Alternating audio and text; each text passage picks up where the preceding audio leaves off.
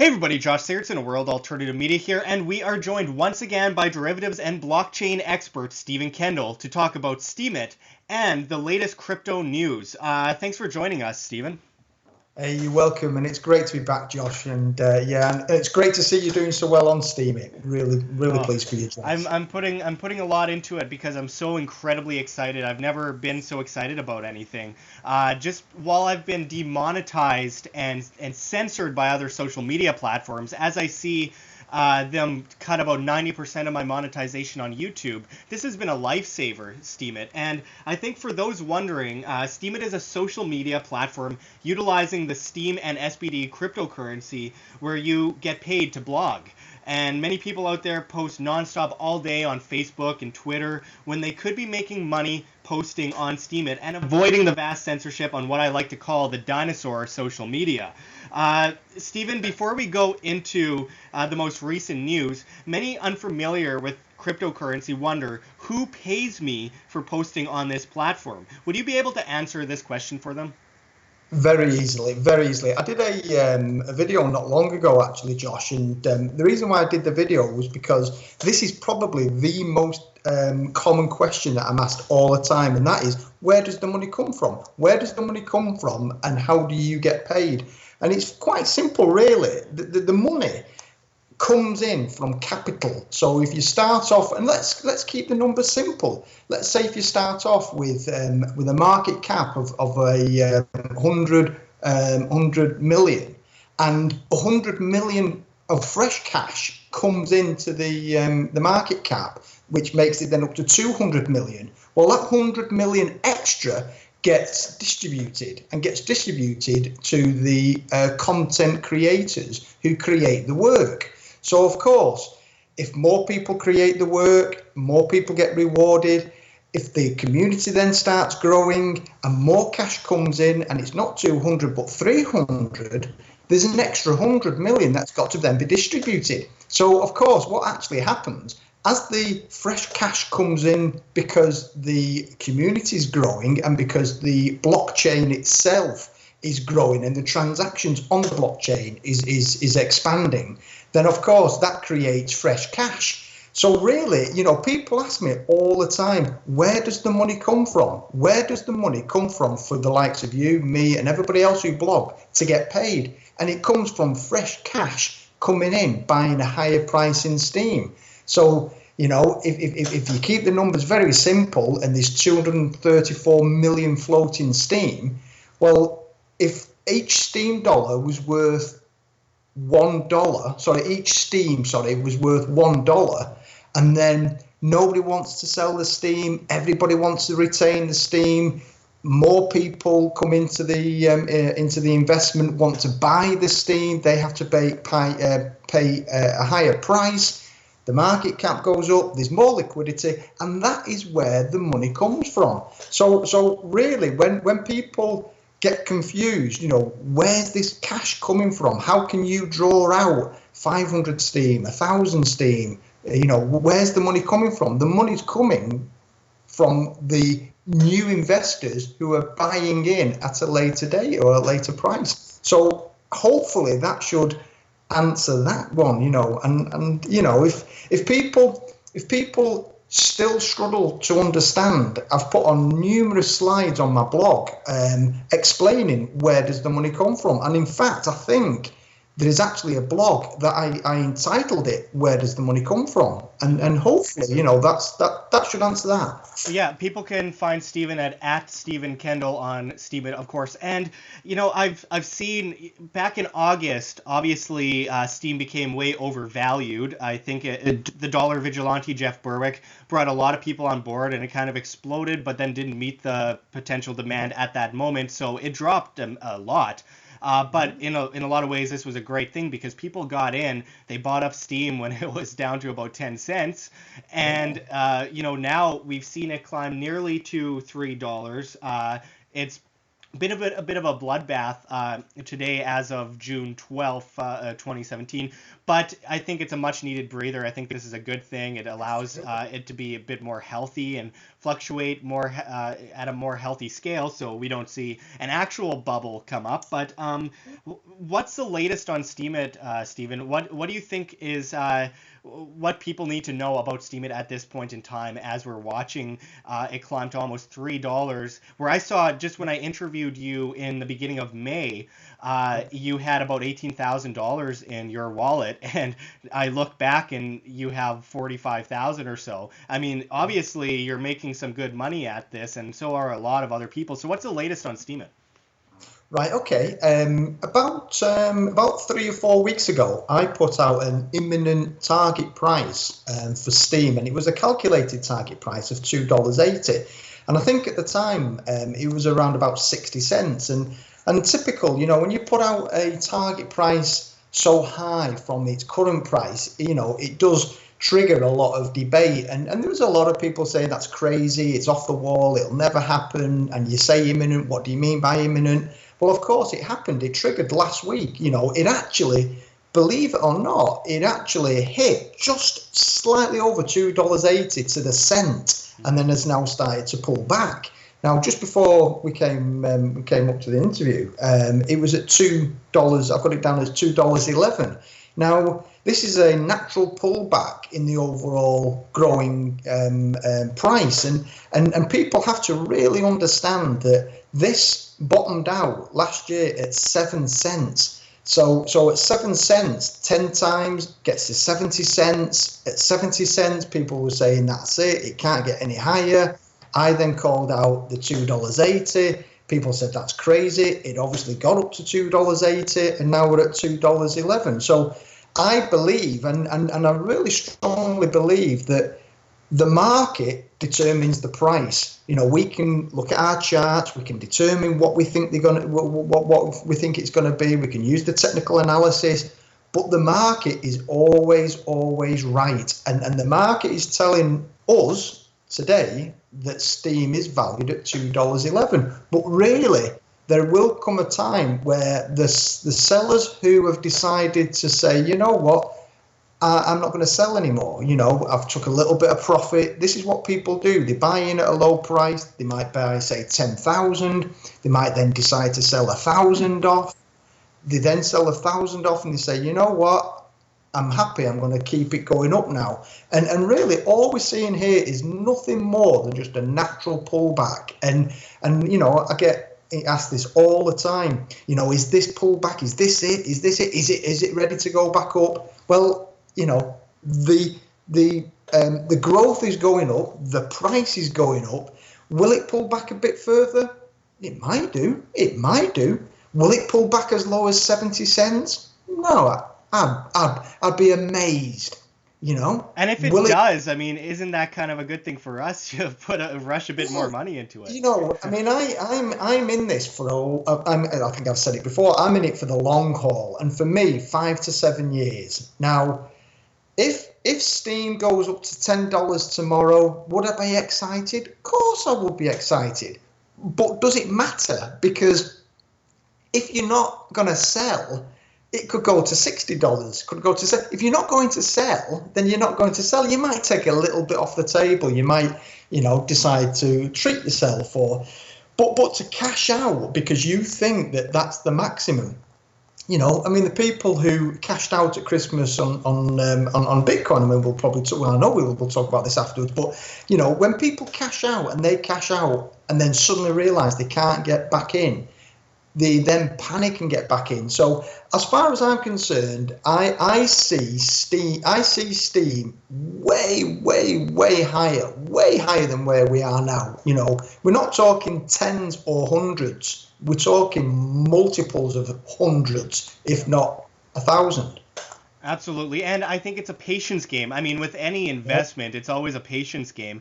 But I think in some way, a lot of people say, well, I don't want to wait forever and ever and ever and ever. And I try to tell them, well, if you were investing in like the derivatives market, that patience game, you make 3% gain. Meanwhile, you on Steemit, the patience game is, wow, I made quadruple the amount that I had a couple of weeks ago. When we last talked, it was at about 76 cents for one Yeah. Steem, and now it climbed up to almost $3 and is now down around $2 and $2.12, which is another example of a great time to start flowing some into the market. And I think it's something that a lot of people who don't have that much money can get into with almost nothing. They give you about $7 worth of Steem when you start, and you build from that, and you blog, and you produce quality content, and you can make a lot of money. But where do you see this going, Stephen, in the next say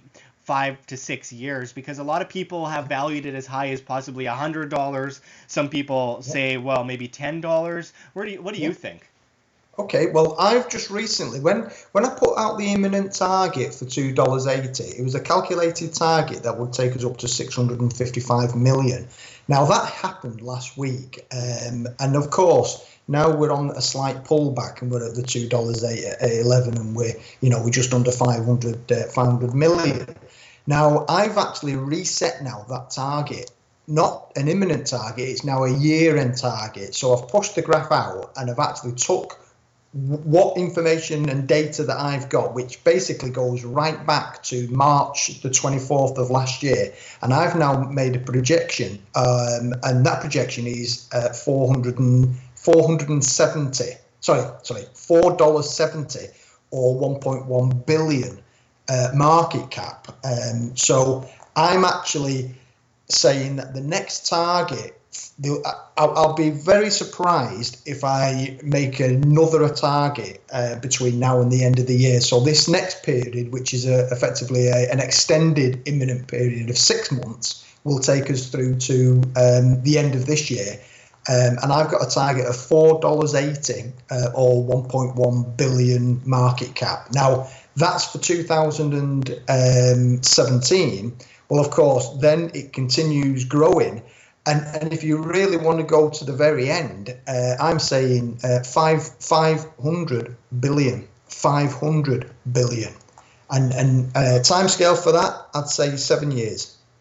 And really, if you start drilling down into what actually is 500 billion, what do you get for 500 billion?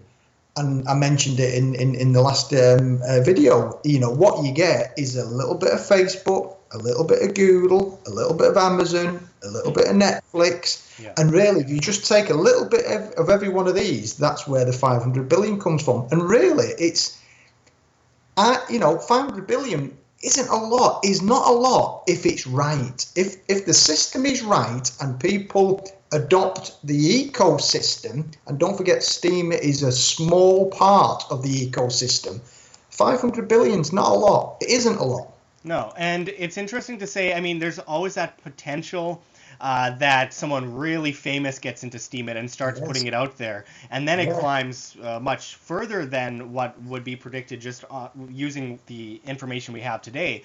But there's always that potential that a huge celebrity, an A-lister, gets into Steemit, and then next thing you know, it's going to be all over television, and it's going to be beamed all over the world, and people are going to start buying in mass. That could cause kind of a major correction in the long run, but at the same time, it could cause that value to go sky high. And I think it's worth mentioning, just when it comes to unpredictability, in January, the whole crypto market cap was at about $18 billion.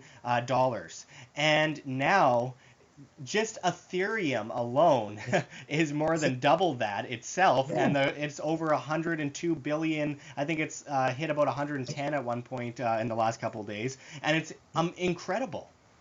Absolutely. And people, I think what's going to happen, Josh, is more people use the likes of YouTube, the social media sites. They're educating themselves, And I think more and more people over the summer of this year will actually start dipping the toe into cryptocurrency.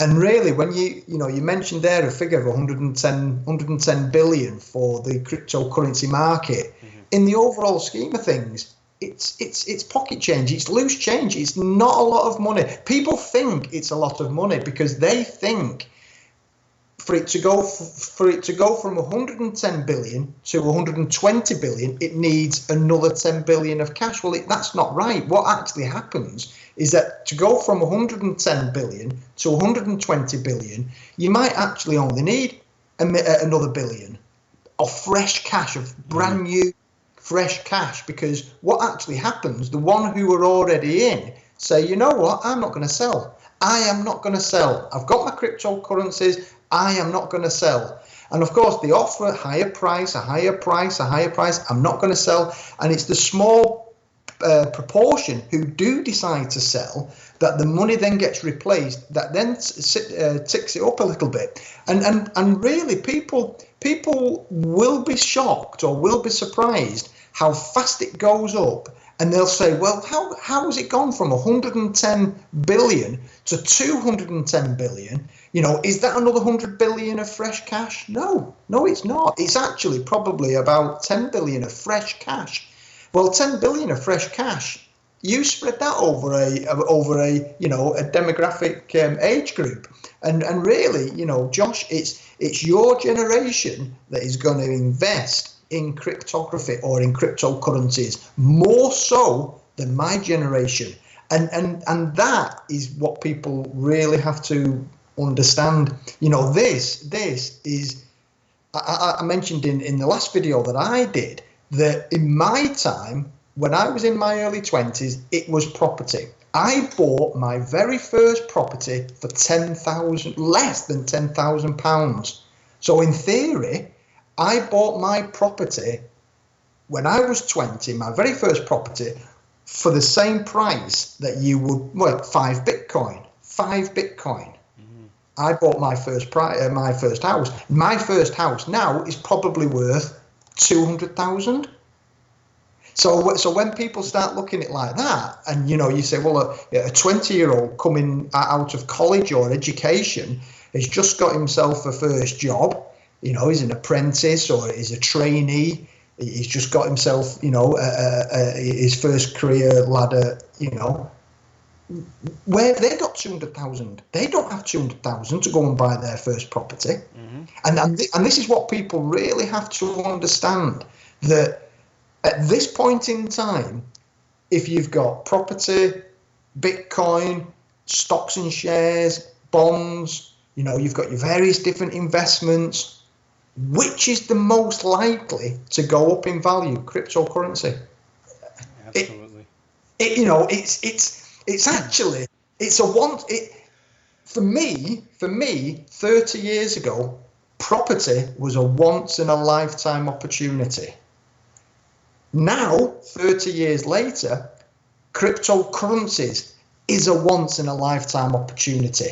And the ones who are going to make the most money are the ones who get in right at the beginning, like we've seen in STEEM. Anything less than $10, as far as I'm concerned, anything less than $10 in STEEM is a giveaway. Because the long term, the higher you get, the less return you're going to get. So if you got in at 10 cents on STEEM and you get to $10, but you don't need the money, leave it. Because to go from $10 to $11, people say it's only 10%, not 10%. If you got in at 10 cents, it's not. Yeah. And that's what people really have to understand. I've said it all along that STEEM, the ecosystem, has the potential to make more millionaires in your generation than anything I'm aware of. And I'm aware of a lot of things. This is a serious serious once in a lifetime opportunity. Oh, absolutely. I think this is a future of social media, just considering how young people can't stop looking at their phone these days. Just imagine if they were producing something that would allow them to quit their job and be able to pay their rent with Steem. And that's a real possibility. There's already a few people I know of who are paying their rent with Steem. And I just think it's an incredible ground floor to be on in an industry that's just in its infancy and is set to grow astronomically. But Stephen, I wanted to finish off our report on Steemit with a question about nonstop. I hear all the time from people who haven't looked into Steemit, who haven't gotten into cryptocurrency. They constantly say Steemit is a Ponzi scheme. And I try to explain to them, well, you're not putting any money in, at least you don't have to. You can make money out of nothing, basically. But what would you say to those that constantly claim, without actually looking into the full scale of things, that somehow Steemit is a Ponzi scheme? Yeah, you said it. You said it yourself, Josh. A true Ponzi scheme is a scheme where you put your money in, and then to get a return, the system or the scheme has to receive fresh cash so that you can get paid off your fresh cash. Yeah. Mm-hmm. But if you're not putting any money in and all you're producing is creative content, what actually is happening in real terms is that the fresh cash that's coming in is either drawn out from the content creators, or if the content creators want to maintain or create their wealth within Steem, then of course they don't sell. So I've heard this many times before, and I totally understand why people think it. People think it's a Ponzi scheme because that's the way they've been conditioned. Everybody at a lot of people I talk to, Josh, are very wary, not about Steemit. They are very wary about everything. Most people automatically look at something and think it's either a scam or it's a con or there is something that isn't real about it, and it's because, sadly, the system, the global system, the fraud that we've all had to endure over the last 30 years, that's what it's created. It's created a mindset of people, a distrust, really. It really has created a lot of distrust. People are very, very wary about, systems now. And with that system in place, it's healthy to be skeptical because, of course, a lot of what we see today, most of what we see in the markets is fraudulent with the derivatives markets, the amount of debt that's built up. I mean, it's something that it's a good thing to be skeptical, but unfortunately, they're being skeptical in the case of cryptocurrency of the solution to all these problems that we see in the manipulated markets today. Josh, I set about telling people about Steem and Steemit the moment you told me back in August of last year. I then started to tell other people, I've been waiting for it on the blockchain for 4 years. I've been waiting for it for social media for 10 years. And I can tell you now, Josh, the easiest way I now sell it to people is I just say, have a look at my wallet. Have a look at my wallet. Because when you first introduced it to me, I understood it. And of course, it took me a long time to get from $0 to $1,000. A long time. And then it took me not as long to get from 1,000 to 10. And then all of a sudden, because the price has gone up, it shot up to over, at one point, I think it got as high as $63,000. Now, at $63,000, to start from 0, people say, well, how's that happened? And I said, well, it's happened because I knew it was going to happen.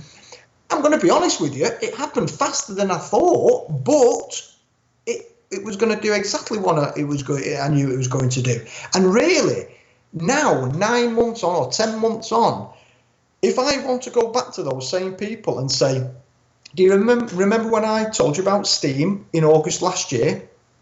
Look at my wallet. And then all of a sudden, that's when people start realizing.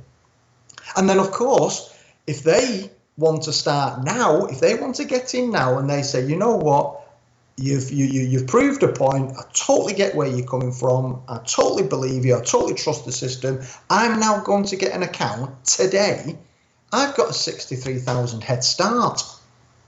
So if they got to where I am, could you imagine where all the early adopters? There's 173,000 people on Steemit. When that gets to 1 million, where are those going to be? I can tell you now, they're not going to be in the tens of thousands. They're going to be in the multiples. And this is what people really have to understand. When it gets going, this will go fast. This will go very fast. And, you know, every day I'm scraping the data, I'm looking at the information, I'm looking at the number of blogs. I've got all the information off the blockchain. And more people now are saying, bought a car, drawn 50,000. You know, we're not talking change here. We're talking real purchases.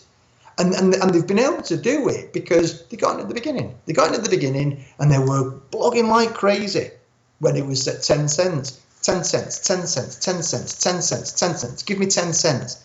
So, of course, all these 10 cents now are actually worth $2.11. So if you collected, I don't know, let's say you collected 1,000 Steem at 10 cents. A lot of people at that time would have said, I won't get out of bed for 10 cents. I said I would.